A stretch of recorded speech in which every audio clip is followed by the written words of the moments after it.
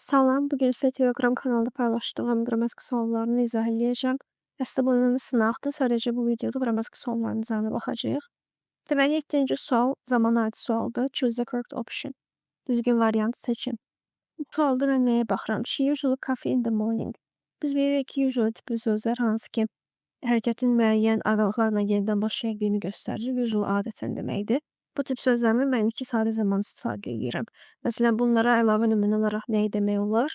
Always-i demək olar. Məsələn, bu da indiki sadə zaman göstəricisi olduğuna görə mən keçmiş zamanı götürməməliyəm və yaxud davam edici zaman mənə lazım deyil. Çünki davam edici zamanı, məsələn, indiki davam edicidən söhbət gedirsə, now, at present, at the moment kimi sözlər göstəricilər sayılır. Amma burada o tip sözlər yoxdur deyə o zamanları atmalıyam. O adətən səhərlər kofe içir. Yəni indiki sadə zamanda olduğuna görə və mübtəda she üçüncü şəxsin təkində olduğuna görə fe'lin sonu s əlavə eləməliyəm. Cavab olur B variantı. Sonra 8-ci sualda. 8-ci sual match the words with their definitions to their definitions. Yəni sözləri onların izahlarına birləşdirməyimiz lazımdır. Burada birinci sözə baxıram, to liberate var. To liberate azad eləmək deməkdir. To break out bir şeyin qəfildən başlaması deməkdir. To occupy isə işğal eləmək deməkdir. A variantını set someone or something free. Nə isə və yaxud da kimisə azad eləmək, yəni liberate bərabərdir. To break out da bərabər nəyə? To start suddenly. Hər ikisi də qəfildən başlamaq deməkdir. Suddenly qəflətən start başlamaq deməkdir. To take control of a place bir ərazinin kontrolunu ya idarə etməsi ələ almaq deməkdir. Yəni işğal eləməyə bərabər olur. Bu da uyğun olur B variantına. Sonra 9-da. 9 da bir zaman sualdır. She already her homework when her friends arrived. Burada arrived məndə keyif rol oynayır. Nəyə görə? Çünki arrived keçmiş zamandadır.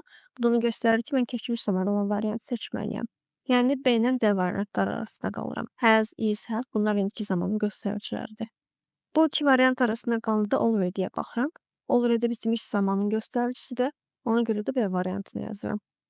Was finish ümumiyyətlə olmaz. Çünki to be'nin forması sonra nə zaman fe'l gəlir? O zamanki davam edici zaman formasındadırsa və yaxud da məchul nöqtədirsə. Bu hallarda da davam edicidə verb plus ing, yəni ing əlavə edirəm fe'lə. Passive voice'da da fe'li past participle versiyasını, yəni verb 2 olaraq 3-cü sırada olan fe'lər kimi yazıram. Burada isə finish base verb, yəni ki, fe'lin bir kök kimi verilib. Ona görə də variantını yaza bilmərəm. Sonra 10-da. Choose a line of uncountable nouns. Sayıla bilməyən isimlərin sırasını seçin. Təbii ki, burada A variantını yazacağım. Çünki sugar rice information hər üçdə sayıla bilməyən isimdir. B'də apple var, C'də book var, D'də table var, Y'də cat var. B'də həm də chair var. Bu sözlərə görə mən məntiqlə o variantları götürə bilmərəm. Çünki onlar sayıla bilən isimlərdir. Cavab olur A variantı. Sonra 11-də. Choose the correct option. Düzgün variantı seçin. It was hard to rely someone in that situation. Rely sözünün ancaq on işlənir. Bu preposition adisi aldı və preposition bilirsiniz ki, əksər hallarda əzbər təyin edir. Rely ilə də on işlənir. İnanmaq, arxalanmaq, güvənmək mənasında believe-in bir növ sinonimi kimi. Tərcümə olaraq da deyir ki, bu vəziyyətdə kimisə inanmaq çətin idi. Yəni B variantı olur cavab. Burada A variantıydı. Aha. Sonra 12-də. Make up a sentence. Cümlə quranda bu ya sual formasında olacaq, ya da cümlə formasında olacaq. Sual formasında olması üçün gərək bu will ilə başlasın bu cümlə. O da C variantında var. Amma projectdən bitə bilməz sual forması. Tomorrow ilə bitməliydi. Ona görə C variantını atıram matematik olaraq. Qalıram 4 ilə başlayan variantlarda. 4-dən sonra hamısında onsuz da 1 gəlib, yəni D will-lə davam edirəm. Yıldan sonra təbii ki, əsas fe'li yazacağım. Mən finish yazacağım. Yəni burada xəbər olaraq yazdım. They will finish. Nəyi bitirəcəklər? The project nə zaman? Tomorrow. They will finish the project tomorrow. Bu da hansında uyğun olur? Deməli, 4, 1, 5, 3, 2. Yenə bir variant. Sonra 13-də. Complete the sentence with the correct form of the adjective. Sifətin düzgün forması cümləni tamamlayın. Cümlədə o full var. O full nəyi göstərir artıq? Üstün iləricəsinin göstəricisidir və burada boşluqda vəzifə var. Bu ikisi də mənə deyir ki, üstün iləricəsində olan bir fe'l yaz. Ona görə də cavabı mən C-yə götürürəm. Çünki üstün iləricəsi ancaq mostdadır. Bəlkə intelligent test deyə bir şey ola bilərdi, amma intelligent çox həcəli olduğuna görə üstün iləricəsi the mostdan düzəlir. Sonra 14-də. Choose the correct option. Düzgün variantı seçin. He didn't go to school. He was feeling sick. Burada tərcüməyə baxıram. Ümumiyyətlə B ilə Y variantını avtomatik olaraq ata bilərəm. Çünki B, Y bir-birinə bərabərdir.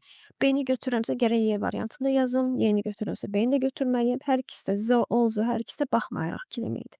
Ona görə o iki variantı avtomatik olaraq atıram. Qalıram o biri variantlarda və tərcümə edirəm. But, amma, so, beləliklə, because, çünki. O məktəbə getmədi çünki o xəstə idi. Təbii ki, cavab olacaq D variantı. 15-də. Choose the sentence with the correct modal verb. Düzgün modal feilinin cümləni tamamlayın. You turn off the lights before you leave the room. Otağı tərk edərkən işıqlar söndürməlisən. Təsdiq olmasımızı da məntiqli var, yəni inkardansa. Ona görə yeni ata bilərəm. Yeni həm də qrammatik olaraq da atmaq olar. Çünki don't has deyə bir şey yoxdur. Doesn't have to var. Don't has deyə bir quruluş yoxdur ümumiyyətlə. Və you-la heç has-də işlənməz. Çünki you ikinci şəxsin təkində deyil. Ona görə yeni də atıram avtomatik olaraq. Kendindən sonra to gəlməz. Need-dən sonra to gəlibsə bu artıq modal sayılmır. Need həm əsas feil, həm də modal olaraq işlənir deyə. Əgər modaldısa, məndə burada sualda modalı istəyir axı. Əgər modaldısa,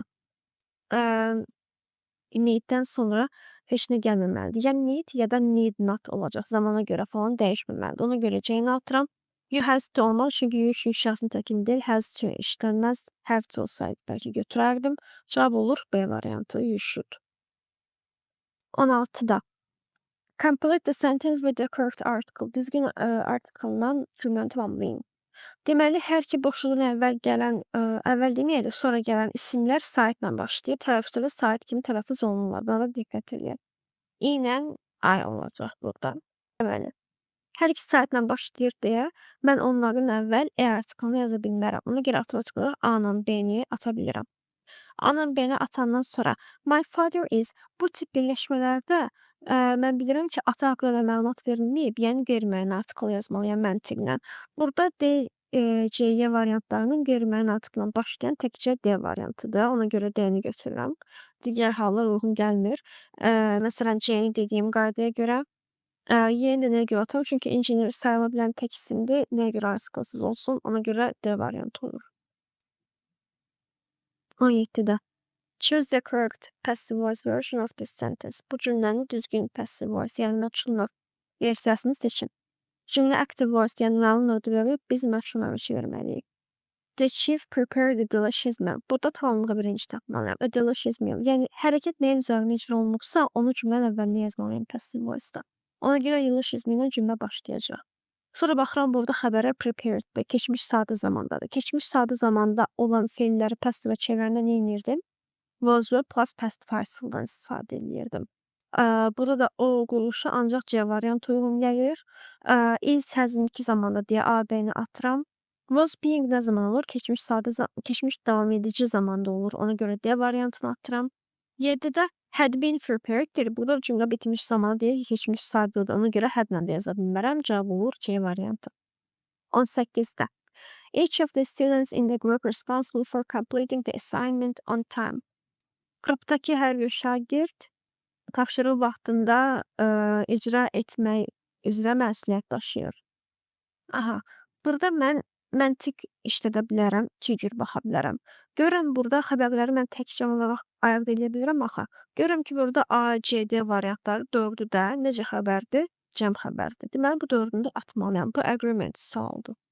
Dördünü də atsam, qalıram B-yə. B-yə qalanda daha doğrusu üçünü də atsam. B-yə qalanda burada yeri B yazılıb. Bizə B-nin forması, yəni to be feilinin forması lazımdır, özü yox. Ona görə yeni də atıram, qalır cavab B. Həmçinin each görürəmsə, bu each görürəmsə, mütləq tək xəbər yazmalıyam. Tək xəbər də burada ancaq B variantıdır. Tək xəbərlər hansıları idi? Is, was, has, does. Will də həm təkdə həm cəmdir. Are və have to da cəm xəbərlərdir. 19-da. They may in the entire form again because they filled it out incorrectly. Onlar onu bütün formu tezdən doldurmağa məcbur edildi. Çünki o bunu düzgün doldurmamışdı. Səhv eləmişdi dolduranda formu. Deməli, burada nəyə baxıram? Bu verbdən aid, yəni feilə baxmaq lazımdır burada. Biz bilirik ki, feilləri 3 qrupa bölürdük. Birinci, ikinci, üçüncü qrup feillər. Birinci qrup feillər last make idi. Hansı ki, onlardan sonra gələn feillər qızıl ayıncısız işlənməli idi. Burada mən make'in keçmiş zamanını görürəm, made fe'lini görürəm. Ona görə də burada C variantını götürürəm. Bu tip suallarda ha istər ikinci qrup, istər üç, istər bir fərqi yoxdur. Heç şərt fe'li mən zamana görə dəyişmirəm. Üçüncü qrup fe'llər to-lu fe'llər tələb edir. İkinci qrup fe'llər 6 dənə fe'l var idi. Bu fe'llərdə məsələn hansılar idi? See, watch, notice, observe, feel, hear. Bunlar ikinci qrup fe'llər idi. Hansı ki, bunlarda sonra gələn fe'li ya tuzsuz ing'siz ya da tuzsuz ing'li yazmalıydım. Burada make'in bir forması var, made var. Ona görə də ondan sonra gələn fe'li tuzsuz ing'siz yazacağım. Zamana görə qətiyyən dəyişmirəm heç bir halda. Cavab olur C variantı. Sonra 20'də. 20 sual cümləsinə aiddir. Mən burada sual sözünü seçməliyəm. Told you to talk to her. Burada tərcümə də edə bilərəm. Daha rahat üsulu var. Görürəm ki, boşluqda sonra birbaşa əsas fe'l yazılıb. Xəbərim yazılıb. Told var. Did tell deyə bir şey demir ki, birbaşa fe'lin özünü yazıb, keçmiş zamana çevirib. Deməli, məndə yaza biləcəyim sual sözü gərək mübtəda roluna çıxış eləsin. Mübtəda rolunda çıxış eləyə biləcək sual sözləri ya who'dur ya da what'dır. Nəyə görə? Çünki what-dən who hərəkəti icra eləyə biləcək şəxsin yerinə yazıla bilər. Amma where mən ancaq məkanı əvəzləyə bilərəm. When-də zaman əvəzləyə bilərəm. Why-də bir səbəb əvəzləyə bilərəm. Ona görə də o biri variantları atıram. Ümumiyyətlə, əgər boşluqdan sonra birbaşa əsas fe'l yazılıbsa, ya who ya da what'ı götürün. Cavab olur Y variantı. Sonra 21'də exclamation sentence yəni nida cümlələri. İki cür başlaya bilir nida cümləsi. İndi izah edə bilməyəcəm tam detallı, çünki uzun çəkəcək. Ya what'a ya da how-la başlayan nida cümlələri. Onların da özlərinin ayrıca cümlə quruluşları var. Düstur kimi öyrənirsiniz onlardan. Nəyləri bilməliyəm təməl olaraq? Cümlə sual formasında bitirməlidir. Yəni is it kimi bitirməlidir. Ona görə D-ni atıram. Sonra how olan cümlədə how sifət plus z artikılı və yaxud da z-nin yerinə işarə əvəzli yazıla bilər, asılı əvəzli yazıla bilər. Yəni this, that, those, these ya da my, your, his, her bunlar yazıla bilər. Amma burada e artikılı yazılıb. E artikılı gəlməz. Z olsaydı götürərdim. Ona görə yerinə atıram. Sonra A-da house-dan beautiful-un yeri tərsinə düşüb. Bizdə sifət isindən əvvəl gəlməli idi. Ona görə A-nı atıram.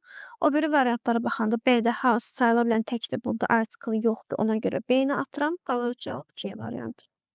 Sonra 22'də. Neither Sarah nor her friends could find seats in the theater. Nə Farah nə də onun dostları teatrda oturma yer tapa bilmədilər. Oturmaya yer tapa bilmədilər deməyək, indi boşluq dolduran tam dəqiq tərcümə edə biləcəyik. Burada cavab D olacaq. Yəni ki, özlərinin oturacaqlarını tapa bilmədilər. Mən bu cümlələrdə nəyə baxıram? Mən burada boşluğu gərək düzgün mübtədayla uzlaşdıram. Neither, nor, either, or tipli cümlələrdə bu hissədən sonra gələn hissə, yəni nordan, oradan sonra gələn hissəyə baxıram. Görürəm ki, burada cəm ismindən söhbət gedir. Əgər Saraya baxsaydım, horla şişə arasında qala bilərdim. Amma burada söhbət Sara'dan getmir. Dediyim kimi nordan, oradan sonra gələn hissəyə baxmalıyım. İkinci məntiq da işlədə bilərsiniz. Seat deyirdi. Yəni Sara'nın yeri olsaydı her seat deməzdi ki, her seat deyərdi də düzdür. Çünki bir nəfərdən söhbət gedir, axı bir oturacaqdan söhbət gedərdi də. Amma burada oturacaq cəmdə verilib. Ona görə də mən cəmdə olan əvəzlərə baxıram. A-nın yeni atıram. Theirs onlarınki deməkdir. Qətiyyən ondan sonra isim gələ bilməz. Onlarınki oturacağı deyə bilmirəm ki. Them there. Onların oturacaqları olar da their seats. Them onlara, onları da tərcümə olaraq düzgün gəlmir. Ona görə cavab olur D variantı. Deməli, indi tam qrammatik olaraq detallı izah eləmədim. Çünki bəzi mövzular başdan ayağa izah olunmalıdır. Bu videoda qrammatikanın izahına baxdınız. Bundan sonraki videoda da reading and listening'in izahları olacaq. Sağ olun.